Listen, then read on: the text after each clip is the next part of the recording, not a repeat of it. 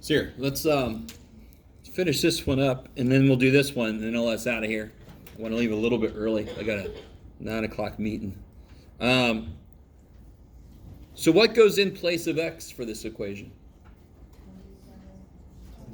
Yeah, that's the data point I'm interested in, 27.2. Minus the mean, divided by the standard deviation. Anybody do that? What do you guys get for the z-score? Negative? 0.70. Negative 0.70? 0.73. 0.73? But why do I stop there? Why do I round it to 2 places? Because the chart only goes to 2 decimals. I like it. So everything are 4 places except the one that more places don't make no damn sense. I like it. Do round, do like really, the next number was a 0. So yeah, 73. So when you look up negative 0.73, you can do it, Jeff. There you go, buddy. Negative 0.73, I get 0.2327? 2327? 2327? You can make that 23.27% if you want to. Become a 3. Either way.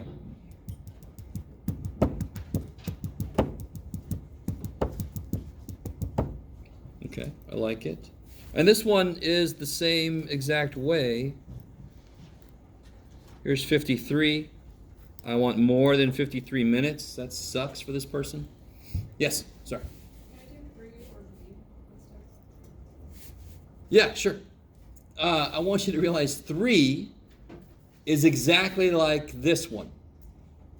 If I make this into a z-score and this into a z-score, I could just find the areas and then subtract. So in the middle is 33.64, where 15.5 is way down there. 29.5 is right there. So if I change each one of them into a z-score,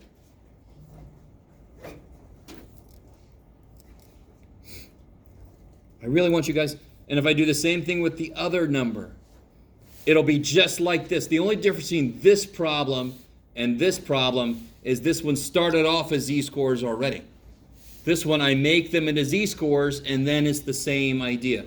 Look up the 2 areas, subtract the 2 areas. I like it.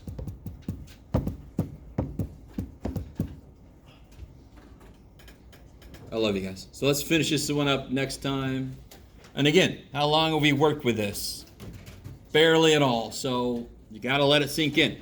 You got to get into the homework and try it out. Come ready with questions. I'll have the quiz graded Wednesday.